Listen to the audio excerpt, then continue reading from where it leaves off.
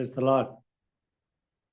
ದೇವರ ಪರಿಶುದ್ಧವಾದ ನಾಮಕ್ಕೆ ಕೋಟಿ ಕೋಟಿ ಸ್ತೋತ್ರಗಳನ್ನ ಸಲ್ಲಿಸುತ್ತಾ ಈ ಬೆಳಗಿನ ಜಾವದಲ್ಲಿ ಎಚ್ಚರವಾಗಿದ್ದು ಪ್ರಾರ್ಥಿಸಲು ಕೂಡಿ ಬಂದಿರುವಂತ ದೇವರ ಮಂದೆಗೆ, ದೇವರ ಸಭೆಗೆ, ಹಿರಿಯರಿಗೆ, ಹಿರಿಯ ಬೋಧಕರಿಗೆ, ಸಹೋದರ ಸಹೋದರಿಯರಿಗೆ ರಕ್ಷಕನಾದಂತ ಯೇಸು ಕ್ರಿಸ್ತನ ಮಧುರ ನಾಮದಲ್ಲಿ ಹೃತ್ಪೂರ್ವಕವಾದಂತ ಸ್ವಾಗತವನ್ನ ಕೋರುತ್ತಾ ಎಲ್ಲರಿಗೂ ಹ್ಯಾಪಿ ಸಾಬತ್. ದೇವರು ನಮ್ಮನ್ನು ಆಶೀರ್ವಾದ ಮಾಡಲಿ. ಈ ಬೆಳಗಿನ ಜಾವದಲ್ಲಿ ಈ ಒಂದು ಪ್ರಾರ್ಥನಾ ಕೂಟಗಳಿಗೆ ಮುಂದೆ ಹೋಗುವಾಗ ನಾವು ಆರಂಭದ ಪ್ರಾರ್ಥನೆಗೆ ಹೋಗೋಣ. ಆ ಪ್ರಾರ್ಥನೆಗಾಗಿ ನಮ್ಮ ಜೊತೆಯಲ್ಲಿ ಸಹೋದರಿ ಶೈಲಾ ಬೆಂಜಮಿನ್ ಅವರಿದ್ದಾರೆ. ಅವರು ನಮ್ಮನ್ನ ಪ್ರಾರ್ಥನೆಯಲ್ಲಿ ನಡೆಸಬೇಕೆಂಬುದಾಗಿ ಕೇಳ್ಕೊಳ್ತೇನೆ.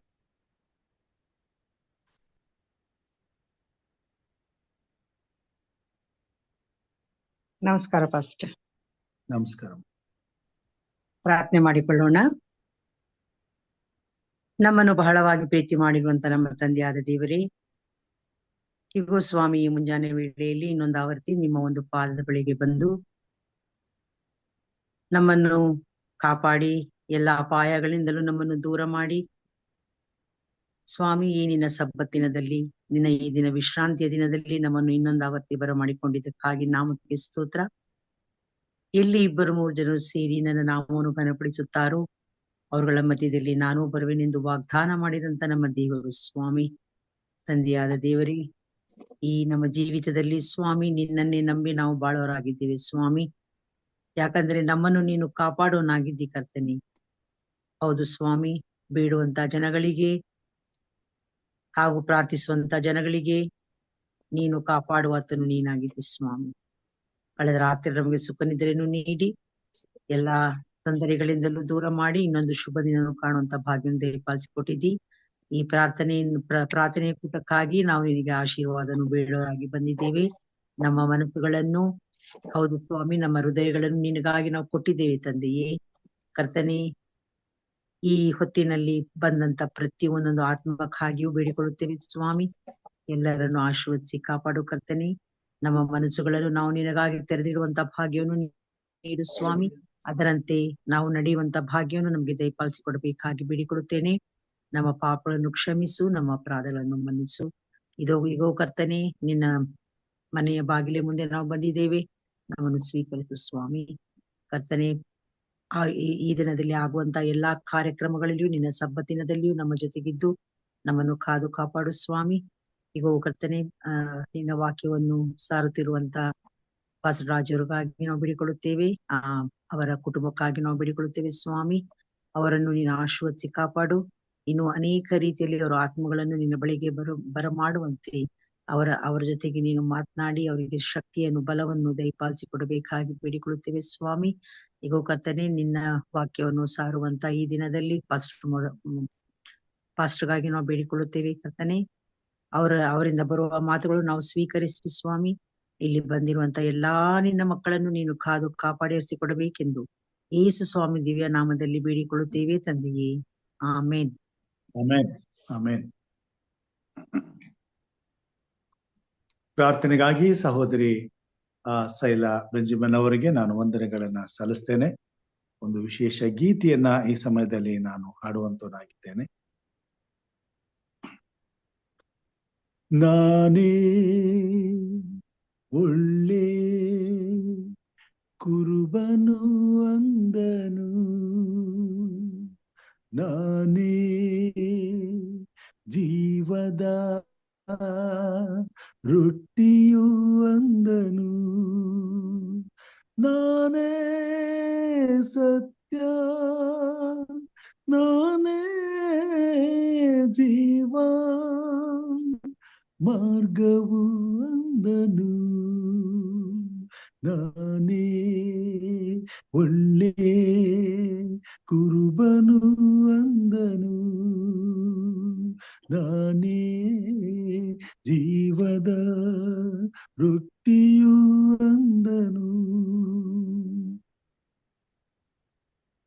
ಕುರಿಗಳಿಗಾಗಿ ಪ್ರಾಣವನ್ನೇ ಕೊಡುವಂತ ಒಳ್ಳೆ ಕುರುಬನು, ಮಾರ್ಗವು ತಪ್ಪಿ ಹೋಗದಂತೆ ನೀತಿಯ ಮಾರ್ಗದಿ ನಡೆಸುವನು.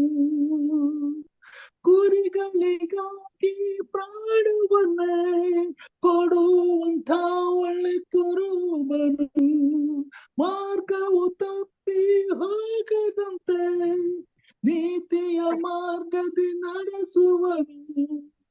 ಮುರಿದವುಗಳನ್ನು ಕಟ್ಟುವೆನು, ಚದುರಿದವುಗಳನ್ನು ಕೂಡಿಸುವೆನು. ಸತ್ತವುಗಳು ಕೂಡ ಬದುಕುವು. ನಾನೇ ಒಳ್ಳೆ ಕುರುಬನು ಅಂದನು. ನಾನೇ ಜೀವದ ಮಾರ್ಗವು ಅಂದನು. ಮಂದೆಯಿಂದ ದೂರ ಹೋಗದಂತೆ ಸೈತಾನನ ಬಲಿಗೆ ಬೀಳದಂತೆ, ದುರುಳರ ಕೈಗೆ ಸಿಕ್ಕದಂತೆ, ಮೋಸದ ಮಾರ್ಗದಿ ನಡೆಯದಂತೆ. ಮಂದೆಯಿಂದ ದೂರ ಹೋಗದಂತೆ ಸೈತಾನನ ಬಲಿಗೆ ಬೀಳದಂತೆ, ದುರುಳರ ಕೈಗೆ ಸಿಕ್ಕದಂತೆ, ಮೋಸದ ಮಾರ್ಗದಿ ನಡೆಯದಂತೆ. ಅಗಲಿದವುಗಳನ್ನು ಬರಮಾಡುವೆನು, ತಪ್ಪಿದವುಗಳನ್ನು ಹುಡುಕುವೆನು. ಮಂದೆಯ ಬಳಿಯೇ ಮಲಗುವು. ನಾನೇ ಒಳ್ಳೆ ಕುರುಬನು ಅಂದನು. ನಾನೇ ಜೀವದ ರೊಟ್ಟಿಯು ಅಂದನು. ನಾನೇ ಸತ್ಯ, ನಾನೇ ಜೀವ, ಮಾರ್ಗವು ಅಂದನು. ನಾನೇ ಒಳ್ಳೆ ಕುರುಬನು ಅಂದನು. ನಾನೇ ಜೀವದ ರೊಟ್ಟಿಯು ಅಂದನು. ಆಮೆನ್. ಈ ಬೆಳಗಿನ ಜಾವದಲ್ಲಿ ದೇವರ ಸಂದೇಶಕ್ಕಾಗಿ ಮುಂದೆ ಹೋಗುವಾಗ ನಮ್ಮ ಮಧ್ಯದಲ್ಲಿ ಈ ದಿನ ನಮ್ಮ ಜೊತೆಯಲ್ಲಿ ಮಾತನಾಡಲು ನಮ್ಮ ಹಿರಿಯ ಬೋಧಕರು ಹಾಗೂ ನಮ್ಮ ಮಾಜಿ ಅಧ್ಯಕ್ಷರು, ನಮ್ಮ ಸೌತ್ ಸೆಂಟ್ರಲ್ ಇಂಡಿಯಾ ಯೂನಿಯನ್ ಅಧ್ಯಕ್ಷರಾಗಿ ಸೇವೆ ಸಲ್ಲಿಸಿದಂತ ಹಿರಿಯ ಬೋಧಕರಾದಂತ ಪಾಸ್ಟರ್ ಸಿರಿಲ್ ಅವರು ನಮ್ಮ ಮಧ್ಯದಲ್ಲಿ ಇರ್ತಕ್ಕಂಥದ್ದು ಬಹಳ ಸಂತೋಷ. ದೇವರು ಅವರ ಮಾಡಿದ ಸೇವೆಯನ್ನ ಆಶೀರ್ವದಿಸಿ ಕರ್ನಾಟಕದಂತ ಎಲ್ಲ ಸಭೆಗಳಲ್ಲಿ ಅವರ ಸೇವೆ ಆಶೀರ್ವಾದದಾಯಕವಾಗಿ ಅವರ ಒಂದು ಸೇವಾ ಕಾಲಗಳನ್ನ ಉಪಯೋಗಿಸಿಕೊಂಡು ಆತನ ಮಹಿಮೆ ಹೊಂದಿ ಈ ಹೊತ್ತು ದೇವರು ಅವರಿಗೆ ಹೆಚ್ಚಿನ ಆರೋಗ್ಯ, ಆಯುಷ್ಯನ, ಸುಕ್ಷೇಮಗಳನ್ನು ಕೊಟ್ಟು ದೇವರ ಸೇವೆಯಲ್ಲಿ ನಿರತರಾಗುವ ಹಾಗೆ, ದೇವರ ಮಹಿಮೆಗಾಗಿ ಉಪಯೋಗಿಸಲ್ಪಡುವ ಅವರನ್ನ, ಅವರ ಕುಟುಂಬವನ್ನ ನಡೆಸಿದ್ದಾರೆ. ಅದಕ್ಕಾಗಿ ದೇವರಿಗೆ ಕೊಂಡಾಟಗಳನ್ನ ಸಲ್ಲಿಸ್ತೇನೆ. ಹಾಗೂ ಈ ಬೆಳಗಿನ ಜಾವದಲ್ಲಿ ಕರ್ತನ ಆತ್ಮನು ಅವರೊಟ್ಟಿಗೆ ಮಾತನಾಡಿ ಆತ್ಮನ ಬಲದಿಂದ ಅಭಿಷೇಕಿಸಿ ತನ್ನ ಮಹಿಮೆಗಾಗಿ ಉಪಯೋಗಿಸಿಕೊಳ್ಳಲಿ ಎಂಬುದಾಗಿ ಪ್ರಾರ್ಥಿಸುತ್ತಾ ಈ ಸಮಯದಲ್ಲಿ ಅವರನ್ನ ಈ ಒಂದು ಕಾರ್ಯಕ್ರಮಕ್ಕಾಗಿ ತಮ್ಮೆಲ್ಲರ ಪರವಾಗಿ ನಮ್ಮ ರಕ್ಷಕನಾದಂತಹ ಯೇಸು ಕ್ರಿಸ್ತನ ಮಧುರ ನಾಮದಲ್ಲಿ ಹೃತ್ಪೂರ್ವಕವಾಗಿ ಸ್ವಾಗತಿಸ್ತೇನೆ. ಸರ್, ಇದು ನಿಮ್ಮ ಸಮಯ. ದೇವರ ವಾಕ್ಯವನ್ನ ಹಂಚಬೇಕೆಂಬುದಾಗಿ ಕೇಳ್ಕೊಳ್ತೇನೆ.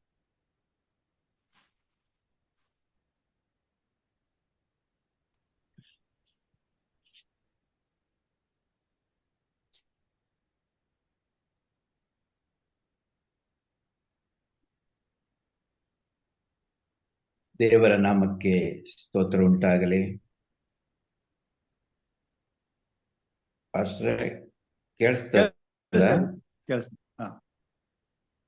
ಈ ಮುಂಜಾನೆಯ ಪ್ರಾರ್ಥನೆಗೆ ನಮ್ಮನ್ನು ಆಹ್ವಾನಿಸಿದ ಬೋಧಕರಾದ ರಾಜುವರೆಗೂ ದೇವರಿಗೂ ವಂದನೆಗಳನ್ನು ಸಲ್ಲಿಸ್ತೇವೆ. ಬೋಧಕರಾದ ರಾಜು ಅವರು ಒಟ್ಟಾಗಿ ಮಾಡಿದ ಒಳ್ಳೆಯ ಸೇವೆಯ ದಿನಗಳನ್ನು ನೆನೆಸ್ತಾರೆ. ಅವರು ಈ ಎಚ್ಚರವಾಗಿದ್ದು ಪ್ರಾರ್ಥಿಸಿರಿ, ಈ ಒಂದು ಝೂಮ್ ಮೀಟಿಂಗ್ ಅನ್ನು ಕೆಲವಾರು ವರ್ಷಗಳಿಂದ ಮಾಡುತ್ತಾ ಬರುವುದಕ್ಕಾಗಿ ದೇವರಿಗೆ ಸ್ತೋತ್ರಗಳನ್ನು ಸಲ್ಲಿಸ್ತಾರೆ. ಸಂದೇಶಕ್ಕೆ ಹೋಗುವ ಮೊದಲು ಸಣ್ಣ ಪ್ರಾರ್ಥನೆ ಮಾಡೋಣ. ತಂದೆಯಾದಂಥ ದೇವರೇ, ನಮ್ಮ ಬಾಯಿಯಿಂದ ಬರುವ ಮಾತುಗಳು, ನಮ್ಮ ಹೃದಯದ ಧ್ಯಾನವು ನಿನಗೇ ಸಮರ್ಪಣೆಯಾಗಲಿ. ಮಾತನಾಡುವವನು ನಾನಲ್ಲ, ಪವಿತ್ರಾತ್ಮನ ಮುಖಾಂತರವಾಗಿ ನೀನೇ ನಮಗೆ ಸಂದೇಶವನ್ನು ಕೊಟ್ಟು, ನಾನಲ್ಲ ನಿನ್ನ ನಾಮವನ್ನು ಮಹಿಮೆಪಡಿಸಬೇಕೆಂದು ಯೇಸು ಕ್ರಿಸ್ತನ ದಿವ್ಯ ನಾಮದಲ್ಲಿ ಈ ಪ್ರಾರ್ಥನೆಯನ್ನು ಬೇಡಿ ಹೊಂದಿದ್ದೇವೆ.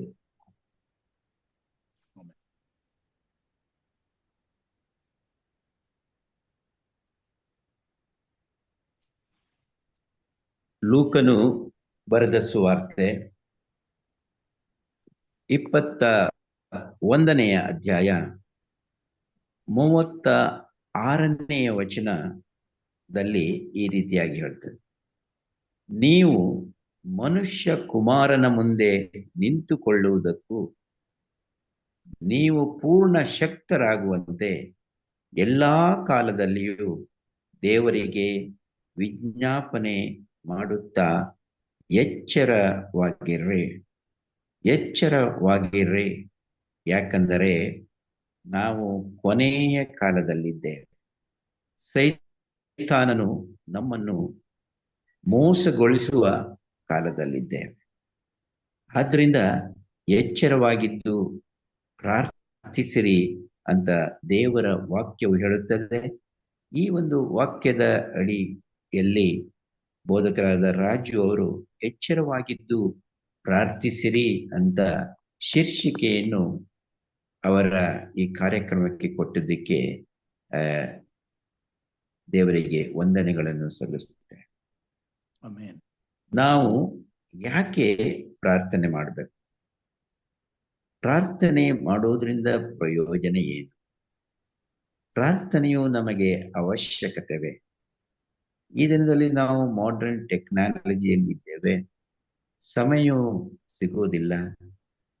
ಯಾವಾಗ ನಾವು ಪ್ರಾರ್ಥನೆ ಮಾಡಿದ್ರೆ ಹೆಚ್ಚಾಗಿ ದೇವರ ಆಶೀರ್ವಾದವಿರುತ್ತದೆ. ದೇವರು ಯಾವಾಗ ಪ್ರಾರ್ಥನೆ ಮಾಡಿದ್ರು ದೇವರು ಕೇಳುವ ದೇವರಾಗಿದೆ. ಆದರೆ ಬೆಸ್ಟ್ ಟೈಮ್ ಆಫ್ ಪ್ರೇಯರ್ ಯಾವುದು ಅನ್ನೋದನ್ನು ನಾವು ತಿಳಿಯೋಣ.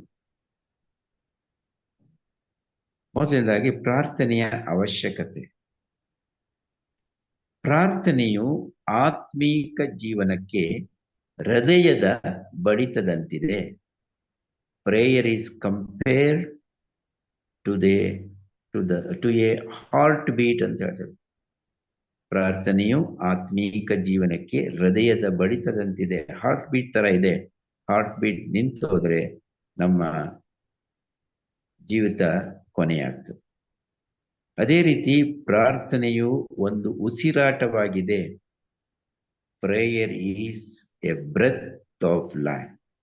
ಉಸಿರಾಟಕ್ಕೆ ಸಮವಾಗಿದೆ.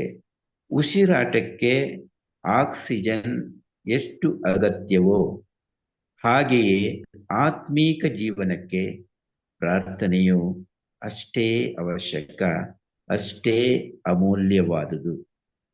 ಆದ್ರಿಂದ ಇಬ್ರಿಯ 4ನೇ ಅಧ್ಯಾಯ 16ನೇ ವಚನಗಳಲ್ಲಿ ಈ ರೀತಿಯಾಗಿ ಹೇಳ್ತದೆ: ಆದ್ರಿಂದ ಧೈರ್ಯವಾಗಿ ಆತನ ಕೃಪಾಸನದ ಮುಂದೆ ಬರೋಣ. ನಮಗೆ ಕರುಣೆಯು, ದಯೆಯು, ಸಹಾಯವು ದೊರೆಯುತ್ತದೆ ಅನ್ನೋದನ್ನು ನಾವು ನೋಡ್ತೇವೆ. ಪ್ರಿಯರೇ, ಒಂದು ಪ್ರಶ್ನೆ: ಪ್ರಪಂಚದಲ್ಲಿ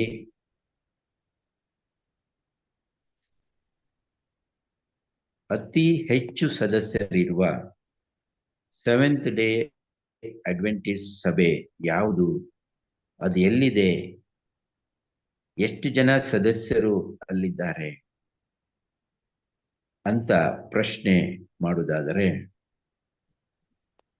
ಅದು ಚೈನಾ ದೇಶದಲ್ಲಿದೆ. ಅದರ ಮೆಂಬರ್ಶಿಪ್ ಅಂದ್ರೆ 7,000ಕ್ಕಿಂತಲೂ ಹೆಚ್ಚು, 120 ಬ್ರಾಂಚ್ಗಳಿದೆ. ಆ ಹೆಸರು Seventh Day Adventist Church Shenyang Bigwen ಅಂತ ಆ ಚರ್ಚಿನ ಹೆಸರು. Seventh Day Adventist Church at Shenyang Bigwen, China. 7,000ಕ್ಕಿಂತ ಹೆಚ್ಚು ಮಂದಿ ಅಲ್ಲಿದ್ದಾರೆ ಒಂದೇ ಸಭೆಯಲ್ಲಿ. ಇದುವರೆಗೂ ಲೋಮಲಿಂಡಾ ಯೂನಿವರ್ಸಿಟಿ ಆ ಸಭೆಯು 6,500 ಮೆಂಬರ್ಶಿಪ್ ಇತ್ತು. ಈಗ ಪ್ರಪಂಚದಲ್ಲಿ ಅತಿ ದೊಡ್ಡ ಸೆವೆಂತ್ ಡೇ ಅಡ್ವೆಂಟಿಸ್ಟ್ ಸಭೆ ಅಂದ್ರೆ ಅದು ದೇಶದಲ್ಲಿದೆ.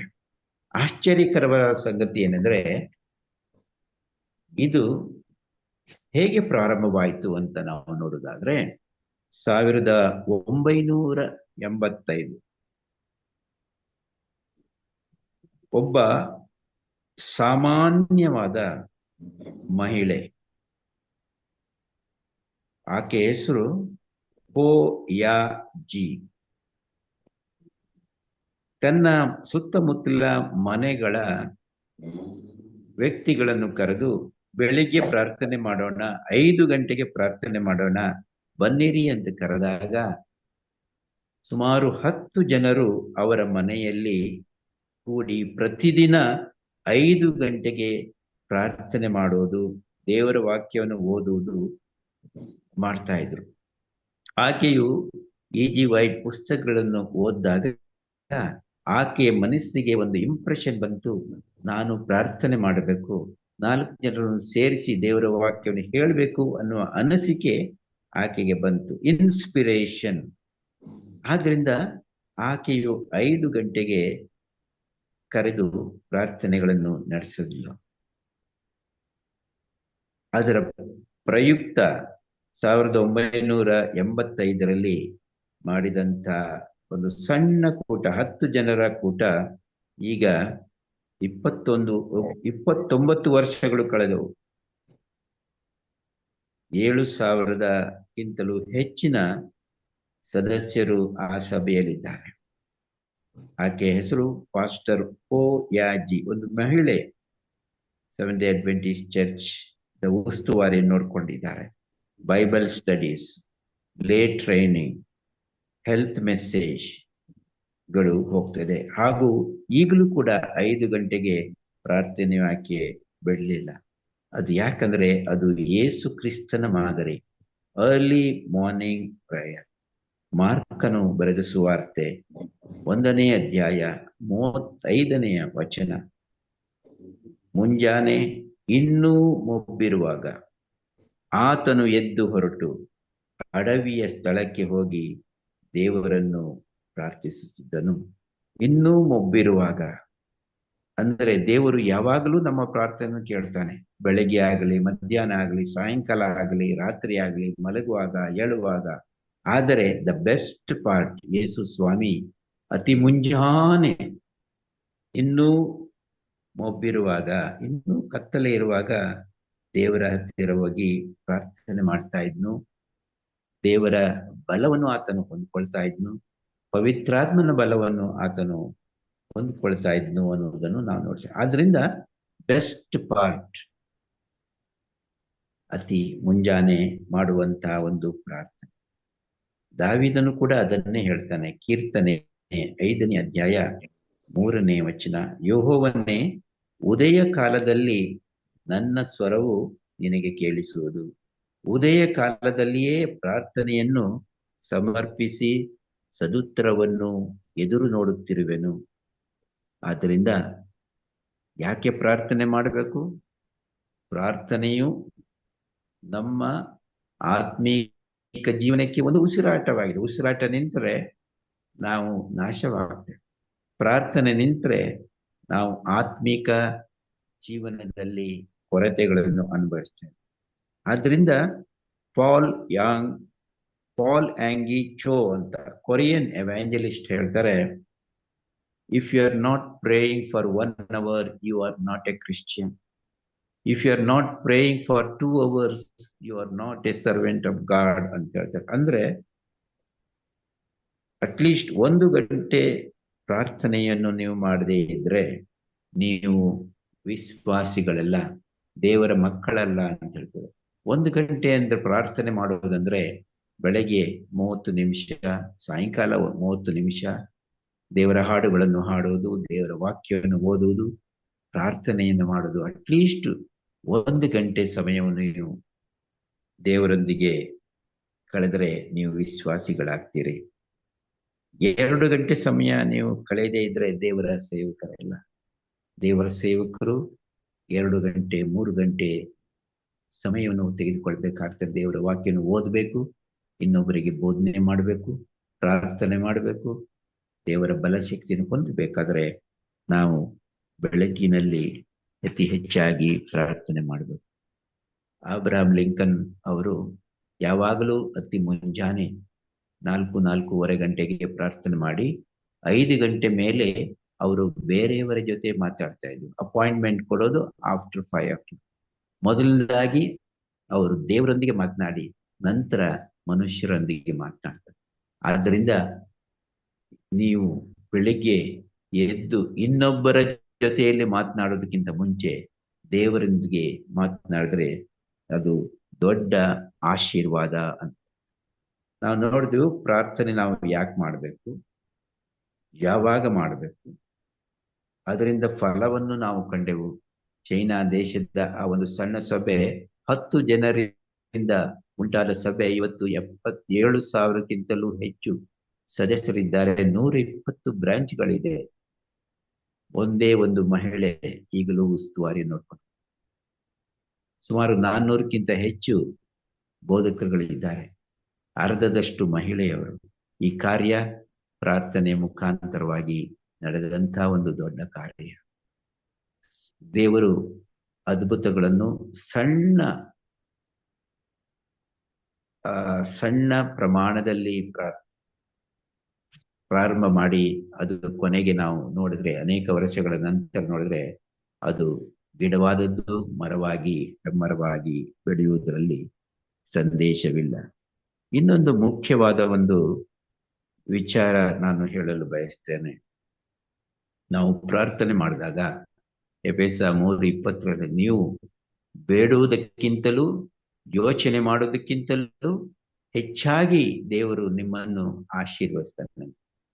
ಪೌಲನು ಎಫೆಸದವರಿಗೆ ಬರೆದ ಪತ್ರಿಕೆ 3:20-21 ನೀವು ಅದೇ ರೀತಿಯಾಗಿ ಆ ಮಹಿಳೆಯು ಯೋಚನೆ ಮಾಡಲಿಲ್ಲ. ದೇವರು ಅಷ್ಟೊಂದು ಹೆಚ್ಚಾಗಿ ಚೈನಾ ದೇಶದಲ್ಲಿ, ಕಮ್ಯುನಿಸ್ಟ್ ರಾಷ್ಟ್ರದಲ್ಲಿ ಸಭೆಯು ಅಷ್ಟೊಂದು ದೊಡ್ಡದಾಗಿ ಬೆಳೆಯುತ್ತದೆ.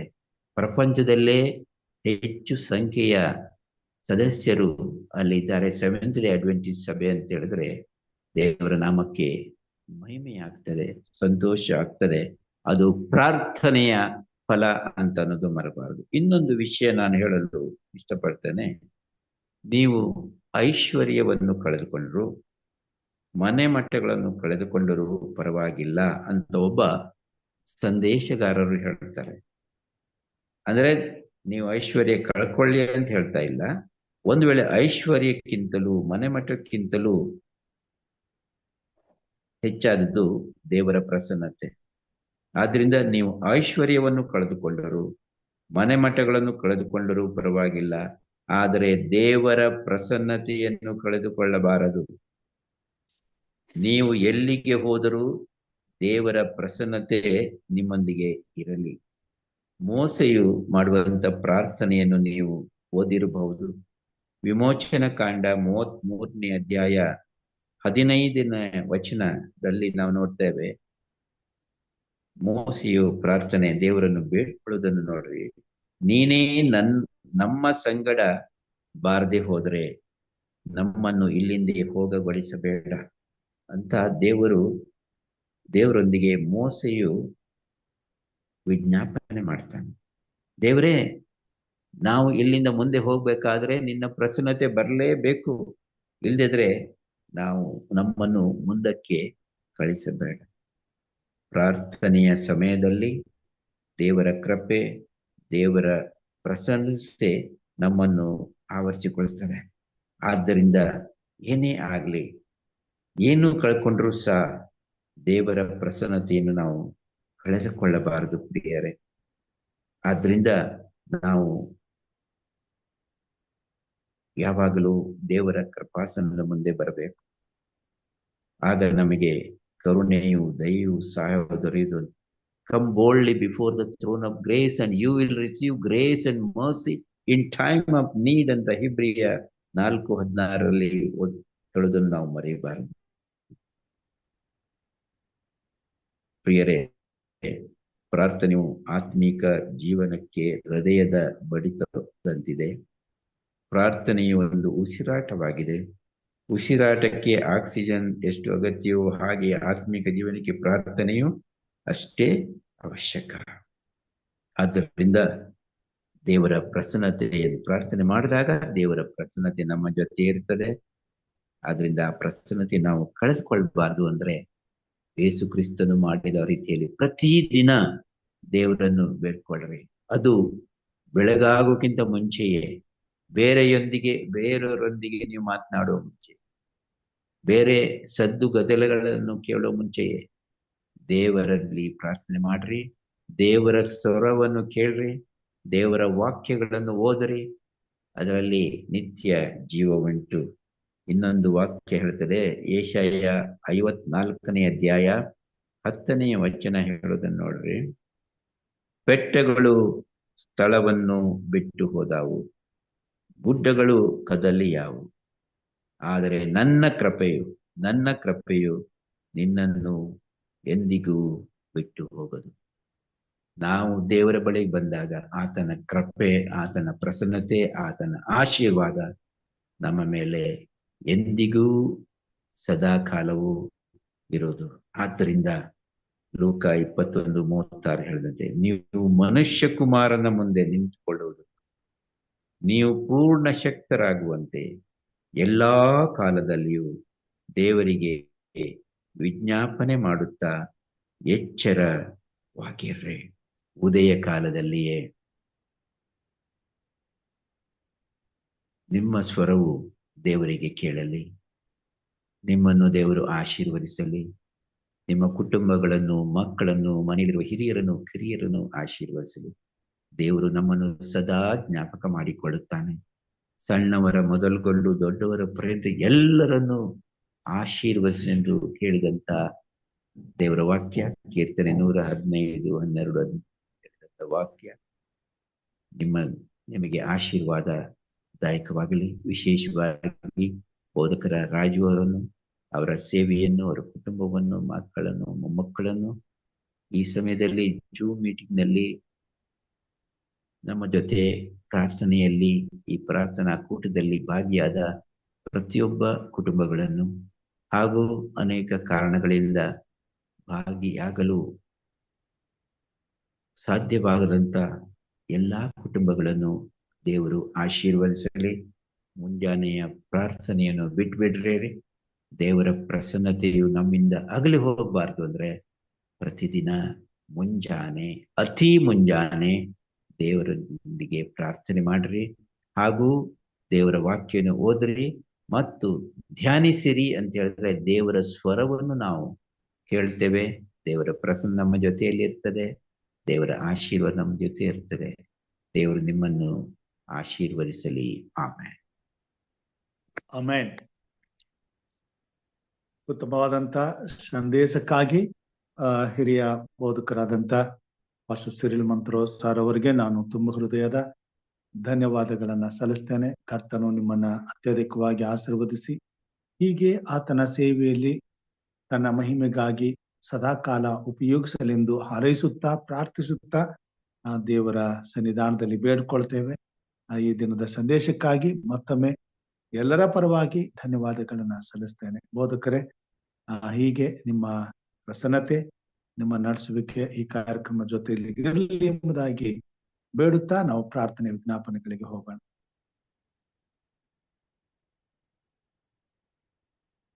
ಪ್ರಾರ್ಥನೆ ವಿಜ್ಞಾಪನೆಗಳೇನಾದ್ರೂ ಇದ್ರೆ ಈ ಸಮಯದಲ್ಲಿ ತಿಳಿಸಬೇಕೆಂಬುದಾಗಿ ಕೇಳ್ಕೊಳ್ತೇನೆ.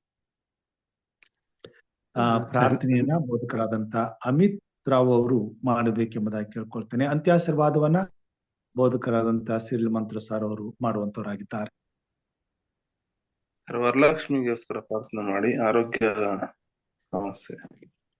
ಓಕೆ, ಅನಾರೋಗ್ಯಕ್ಕೂ ವರಲಕ್ಷ್ಮಿ ಅವರು ಅನಾರೋಗ್ಯವಾಗಿದ್ದಾರೆ, ಅವ್ರಿಗೋಸ್ಕರ ಪ್ರಾರ್ಥನೆ ಮಾಡೋಣ. ಅಮಿತ್ ಸರ್ ಇದ್ದೀರಾ? ಸರ್, ಇನ್ನೊಂದು ಪ್ರಾರ್ಥನೆ. ನಮ್ಮ ಶಾಲೆಯ ಒಂದು ಹುಡುಗ 9th ಸ್ಟ್ಯಾಂಡರ್ಡ್ ಓದ್ತಾ ಇದ್ದಾನೆ. ಅವನಿಗೆ ಸ್ವಲ್ಪ ಕ್ಯಾನ್ಸರ್ ಆಗಿದೆ. ತಂದೆ ಇಲ್ಲ. ಸುಮಾರು 2 ಲಕ್ಷ ಖರ್ಚು ಮಾಡಿ ಟ್ರೀಟ್ಮೆಂಟ್ ಕೊಡ್ತಾ ಇದ್ದಾರೆ. ಅದೇ ಡಾಕ್ಟ್ರು ವಾಸಿ ಆಗುತ್ತೆ ಅಂತ ಹೇಳಿದ್ದಾರೆ. ಸೊ ಅವನಿಗೋಸ್ಕರ ಪ್ರಾರ್ಥನೆ ಮಾಡಬೇಕು ಅಂತ ಕೇಳ್ತಾ ಇದ್ದೇನೆ. ಕಿರಣ್ ಕುಮಾರ್ ಅಂತ ಹೇಳಿ, ಹೆಸರು 9th ಸ್ಟ್ಯಾಂಡರ್ಡ್.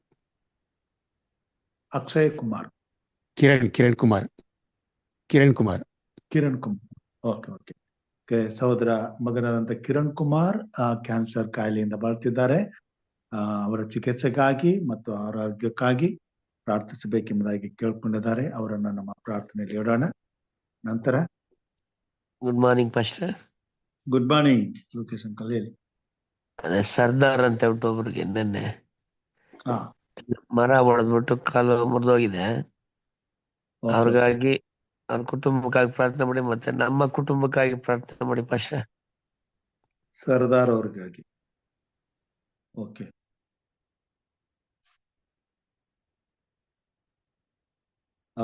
ಜೊತೆಗೆ ಪ್ರಕಾಶ್ ಅವರ ಕಣ್ಣು ಕಾಣುವುದಿಲ್ಲ, ಅವ್ರ ಕುಟುಂಬಕ್ಕಾಗಿ ಪ್ರಾರ್ಥಿಸಬೇಕೆಂಬುದಾಗಿ ಕೇಳ್ಕೊಂಡಿದ್ದಾರೆ.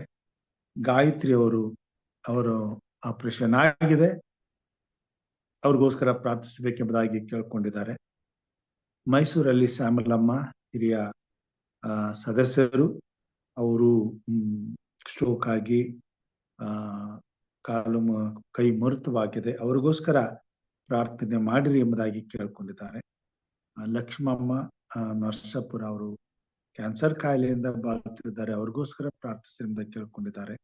ಆಸಾ ವೆಂಕಟೇಶ್ ಅವರ ಆರೋಗ್ಯಕ್ಕಾಗಿ ಪ್ರಾರ್ಥಿಸಿರಿ ಎಂಬುದಾಗಿ ಕೇಳ್ಕೊಂಡಿದ್ದಾರೆ. ದಯಮಾಡಿ ಈ ಹೆಸರುಗಳನ್ನ ನೆನಪಲ್ಲಿಟ್ಟುಕೊಂಡು ಪ್ರಾರ್ಥಿಸಬೇಕೆಂದು ಬೋಧಕರಂತ ಅಮಿತ್ ಅವ್ರಿಗೆ ನಾನು ಜ್ಞಾಪಿಸುವಂತನಾಗಿದ್ದೇನೆ.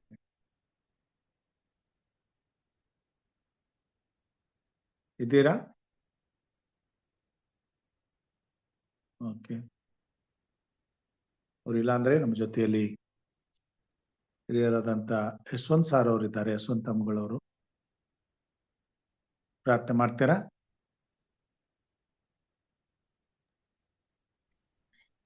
ಪ್ರಾರ್ಥನೆ ಮಾಡೋಣ.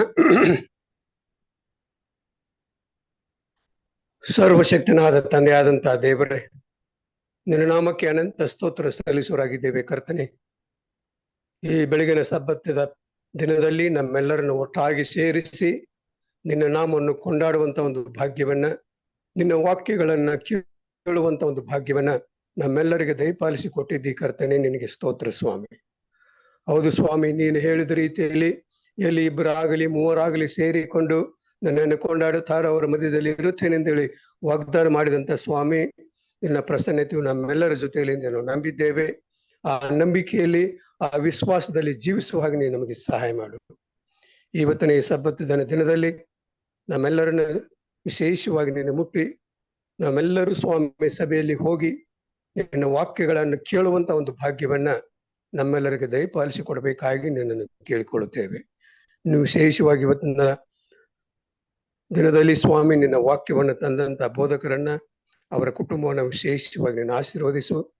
ಹೌದು, ಪ್ರಾರ್ಥನೆ ಅನ್ನುವುದು ಎಷ್ಟು ಪ್ರಾಮುಖ್ಯವಾಗಿದೆ ಅನ್ನುವಂಥ ವಿಷಯವನ್ನು ನಾವು ತಿಳಿದುಕೊಂಡಾಗ ಕರ್ತನೆ, ಪ್ರಾರ್ಥನೆಯಿಂದ ಅನೇಕ ಅದ್ಭುತ ಕಾರ್ಯಗಳನ್ನ ನೀನು ನಮ್ಮ ಜೀವನದಲ್ಲಿ ಮಾಡಿದಿ ಕರ್ತನೆ. ಅದಕ್ಕಾಗಿ ನಿನಗೆ ಸ್ತೋತ್ರ ಹೇಳುವರಾಗಿದ್ದೇವೆ. ನಿನ್ನ ವಾಕ್ಯಗಳನ್ನ ಬರೀ ಕೇಳುವುದೇ ಅಷ್ಟೇ ಅಲ್ಲದೆ ಆ ವಾಕ್ಯಗಳ ಪ್ರಕಾರ ನಡೆಯುವಂತ ಒಂದು ಭಾಗ್ಯವನ್ನ ಕೂಡಿ ಬಂದಿರತಕ್ಕಂಥ ಪ್ರತಿ ಒಂದೊಂದು ಮಕ್ಕಳಿಗೆ ನೀನು ದಯಪಾಲಿಸಿ ಕೊಡಬೇಕಾಗಿ ನಿನ್ನನ್ನು ಕೇಳಿಕೊಳ್ಳುತ್ತೇವೆ ಕರ್ತನೆ. ನೀನು ಮಾಡಿದಂತ ಒಂದೊಂದು ಅದ್ಭುತಗಳನ್ನ ನಮ್ಮ ಜೀವನದಲ್ಲಿ ನಾವು ಅಳವಡಿಸಿಕೊಂಡು ಅದರ ಪ್ರಕಾರ ನಡೆಯುವ ಹಾಗೆ ನೀನು ನಮಗೆ ಸಹಾಯ ಮಾಡು. 2024 ಕಳೆದಿರುವಾಗ 25ರಲ್ಲಿ ಸ್ವಾಮಿ ಈ 18ನೇ ದಿನದಲ್ಲಿ ನಮ್ಮನ್ನ ಬರುವ ಹಾಗೆ ನೀನು ಮಾಡಿದ್ದಕ್ಕಾಗಿ ನಿನಗೆ ಸ್ತೋತ್ರ ಸ್ವಾಮಿ. ತಂದೆಯಾದ ದೇವರೇ, ಅನೇಕ ಪ್ರಾರ್ಥನಾ ಮನವಿಗಳನ್ನು ಕೂಡ ನೀನು ಬಲ್ಲವನಾಗಿದ್ದಿ ಸ್ವಾಮಿ. ಪ್ರತಿ ಒಂದೊಂದು ವಿಷಯಗಳನ್ನ ನೀನು ತಿಳಿದವನಾಗಿದ್ದಿ, ಪ್ರತಿ ಒಂದೊಂದು ಕಾಯಿಲೆಗಳನ್ನ ನೀನು ಬಲ್ಲವನಾಗಿದ್ದಿ ಕರ್ತನೆ. ಪ್ರತಿಯೊಂದು ಹೆಸರುಗಳನ್ನು ಕೂಡ ನೀನು ತಿಳಿದವನಾಗಿದ್ದಿ. ನಾವು ಹೇಳುವುದಕ್ಕಿಂತ ಮುಂಚಿತವಾಗಿ ಕೂಡ ಈ ಎಲ್ಲ ಹೆಸರುಗಳನ್ನ ನೀನು ತಿಳಿದುಕೊಂಡಿರುವನಾಗಿದ್ದ ಕರ್ತನೆ. ಅದಕ್ಕಾಗಿ ನಿನಗೆ ಸ್ತೋತ್ರ ಸ್ವಾಮಿ. ಈ ಎಲ್ಲ ಹೆಸರುಗಳನ್ನು ಸ್ವಾಮಿ ನಿನ್ನ ಅಮೂಲ್ಯವಾದ ಹಸ್ತದಿಂದ ಮುಟ್ಟು ಸ್ವಾಮಿ. ಅವರಲ್ಲಿರ್ತಕ್ಕಂಥ ಯಾವುದೇ ಕಾಯಿಲೆ ಇರಲಿ ಸ್ವಾಮಿ, ಅದನ್ನ ನೀನು ಮುಟ್ಟಿದಾಗ ಖಂಡಿತವಾಗಿ ಅದೆಲ್ಲವೂ ವಾಸಿ ಆಗುತ್ತೆ ಅನ್ನುವಂತ ಒಂದು ವಿಶ್ವಾಸ, ನಂಬಿಕೆ ಆ ಮಕ್ಕಳಿಗೆ ನೀನು ದಯಪಾಲಿಸಿ ಕೊಡಬೇಕಾಗಿ ನಿನ್ನನ್ನು ಕೇಳಿಕೊಳ್ಳುತ್ತೇವೆ. ಮತ್ತು ಅನೇಕ ಕುಟುಂಬಗಳು ಕೂಡ ಸ್ವಾಮಿ ನಮ್ಮ ಕುಟುಂಬಕ್ಕೋಸ್ಕರ ಪ್ರಾರ್ಥನೆ ಮಾಡಿ ಅಂತೇಳಿ ಪ್ರತಿನಿತ್ಯ ಅವರು ಕೇಳುವಾಗ ಅವರ ಸಮಸ್ಯೆಗಳನ್ನ ನೀನು ತಿಳಿದವನಾಗಿದ್ದ ಕರ್ತನೆ. ಅವರಿಗೆ ಬೇಕಾದಂತ ಎಲ್ಲ ಸಹಾಯಗಳನ್ನ ಒದಗಿಸಿಕೊಟ್ಟು ಅವರಿಗೆ ಧೈರ್ಯವನ್ನು ಕೊಟ್ಟು ಬಲವನ್ನು ಕೊಟ್ಟು ಯಾವುದಕ್ಕೂ ಭಯಪಡದೆ, ಹೌದು ನಮ್ಮ ತಂದೆ ಆದಂತ ದೇವರು ನಮ್ಮ ಕುಟುಂಬದಲ್ಲಿ ಇದ್ದಾರೆ, ನಾವು ಯಾವುದಕ್ಕೂ ಭಯಪಡಬೇಕಾದಂತ ಅವಶ್ಯಕತೆ ಇಲ್ಲ ಅನ್ನುವಂತ ತಿಳುವಳಿಕೆ ಅವರಿಗೆ ಬರೋ ಹಾಗೆ ನೀನು ಅವರಿಗೆ ಸಹಾಯ ಮಾಡು.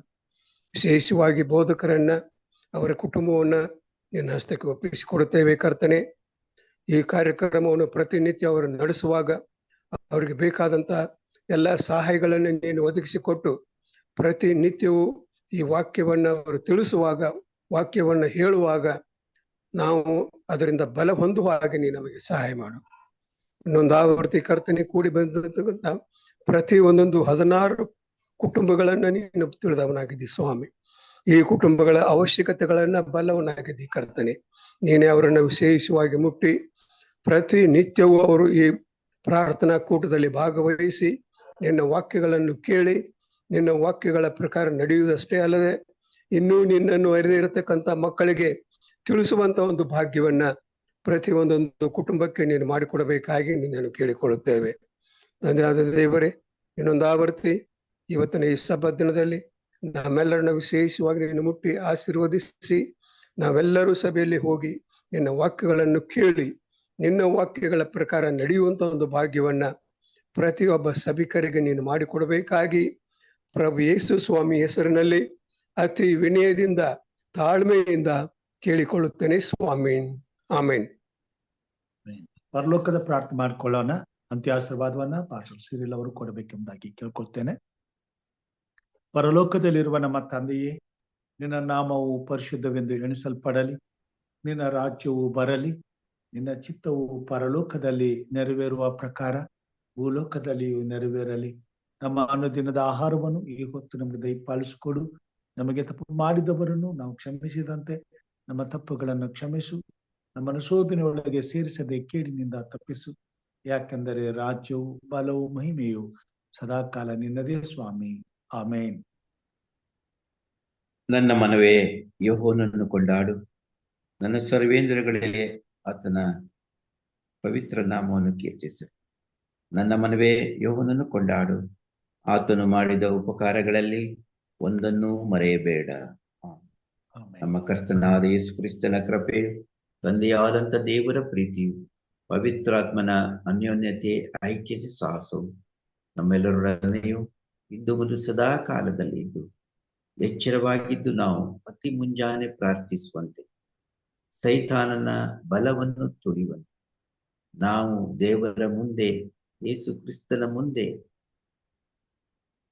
ನಿಂತುಕೊಳ್ಳುವುದಕ್ಕೆ ಶಕ್ತರಾಗುವಂತೆ ನಮ್ಮನ್ನು ಬಲಪಡಿಸಬೇಕಾಗಿ, ದೇವರ ಪ್ರಸನ್ನತೆಯನ್ನು ನಾವು ಕಂಡುಕೊಳ್ಳುವಂತೆ ನಮ್ಮನ್ನು ಈ ದಿನ ಮೊದಲು ಆಶೀರ್ವದಿಸಬೇಕೆಂದು ಯೇಸು ಕ್ರಿಸ್ತನ ದಿವ್ಯ ನಾಮದಲ್ಲಿ ಪ್ರಾರ್ಥಿಸುತ್ತೇವೆ. Amen. Amen.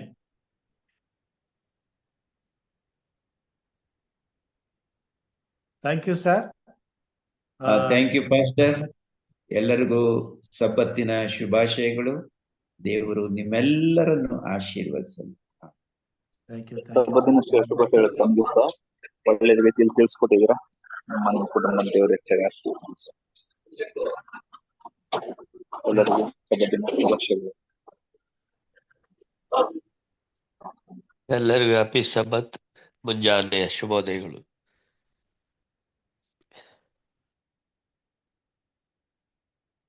Thank you everybody. ಎಲ್ಲರಿಗೂ ಹ್ಯಾಪಿ ಸಾಬತ್. ಬೆಳಗಿನ ಜಾವದಲ್ಲಿ ಕರ್ತನು ನಮ್ಮನ್ನು ಆಶೀರ್ವದಿಸೋದಕ್ಕಾಗಿ ದೇವರಿಗೆ ಸ್ತೋತ್ರ ಸಲ್ಲಿಸುತ್ತಾ ಈ ಪರಿಶುದ್ಧವಾದ ಸಬ್ಬತ್ತಿನದಲ್ಲಿ ಆತನ ಕೃಪಾಶ್ರಯದಲ್ಲಿ ಸೇರಿ ನಾವೆಲ್ಲರೂ ಆತನನ್ನು ಆರಾಧಿಸಿ ಆತನನ್ನು ಘನಪಡಿಸುವ ಹಾಗೆ ನಮ್ಮನ್ನು ನಮ್ಮ ಕುಟುಂಬಗಳನ್ನು ಆಶೀರ್ವದಿಸಲಿ. ಹಾಗೂ ಈ ದಿನವು ಆಶೀರ್ವಾದದಾಯಕವಾಗಿದ್ದು ಮತ್ತೆ ಸಾಯಂಕಾಲ ಅಂತಾರಾಷ್ಟ್ರೀಯ ಕನ್ನಡ ಸಬ್ಬತ್ಸಾಲ ಪಾಠಗಳಿಗೆ ನಾವೆಲ್ಲರೂ ಒಟ್ಟಾಗಿ ಕೂಡಿ ಬರುವ ಹಾಗೆ ಕರ್ತನು ನಮ್ಮನ್ನು ನಡೆಸಲೆಂಬುದಾಗಿ ಪ್ರಾರ್ಥಿಸುತ್ತಾ ಕೂಡಿ ಬಂದಂತಹ ತಮ್ಮೆಲ್ಲರಿಗೂ ಹೃತ್ಪೂರ್ವಕವಾದ ಧನ್ಯವಾದಗಳನ್ನ ಸಲ್ಲಿಸುತ್ತೇನೆ. ವಿಶೇಷವಾಗಿ ಪ್ರಾರಂಭದ ಪ್ರಾರ್ಥನೆಯನ್ನ ಮಾಡಿದಂತ ಸಹೋದರಿ ಶೈಲಾ ಬೆಂಜಮಿನ್ ಅವರಿಗೂ ಮತ್ತು ಮುಕ್ತಾಯದ ಪ್ರಾರ್ಥನೆ ಮಾಡಿದಂತ ಹಿರಿಯ ಬೋಧಕಂತ ಯಶವಂತ್ ಸಾರ್ ಅವರಿಗೂ ಈ ದಿನದ ಅತ್ಯುತ್ತಮವಾದಂತ ಸಂದೇಶಕ್ಕಾಗಿ ಬೋಧಕರಂತ ಸಿರಿಲ್ ಮಂತ್ರ ಅವರಿಗೂ ನಾನು ವಂದನೆಗಳನ್ನ ಸಲ್ಲಿಸ್ತೇನೆ. ದೇವರು ತಮ್ಮೆಲ್ಲರನ್ನ ಆಶೀರ್ವಾದ ಮಾಡಲಿ. ಹೀಗೆ ದಿನನಿತ್ಯವೂ ಆತನ ಕೃಪಾ ಸನ್ನಿಧಾನಕ್ಕೆ ತಂದು ಆತನನ್ನ ಘನಪಡಿಸುವ ಹಾಗೆ ಆತ್ಮಿಕವಾಗಿ ನಾವು ಬಲ ಹೊಂದಿ ಆತನ ರಾಜ್ಯಕ್ಕೆ ಸಿದ್ಧರಾಗುವ ಹಾಗೆ ಕಾರ್ಯ ಮಾಡಲೆಂದು ದೇವರಲ್ಲಿ ಪ್ರಾರ್ಥಿಸುತ್ತಾ ಎಲ್ಲರಿಗೂ ಈ ಬೆಳಗಿನ ಶುಭಾಶಯಗಳನ್ನು ಕೋರ್ತೇನೆ. ಎಲ್ಲರಿಗೂ ಹ್ಯಾಪಿ ಸಾಬತ್. ಧನ್ಯವಾದ ಬೋಧಕರೇ, ಧನ್ಯವಾದಗಳು. ಎಲ್ರಿಗೂ ಶುಭ ದಿನ, ಶುಭೋದಯ. ಪಾಸ್ಟರ್ ಸಿರಿಲ್ ಮಂತ್ರ ಅವರಿಗೆ ವಿಶೇಷವಾದ ಧನ್ಯವಾದಗಳು. Thank you sir. Thank you, Pastor. Thank you. God bless your ministry and your family. Thank you. Thank you, sir. Thank you, sir. ಧನ್ಯವಾದ ಬೋಧಕರೇ, ಒಳ್ಳೆ ವಾಕ್ಯವನ್ನು ತಿಳಿಸ್ಕೊಟ್ಟಿದ್ದೀರಾ. ನಿಮ್ಮನ್ನೇ ದೇವರ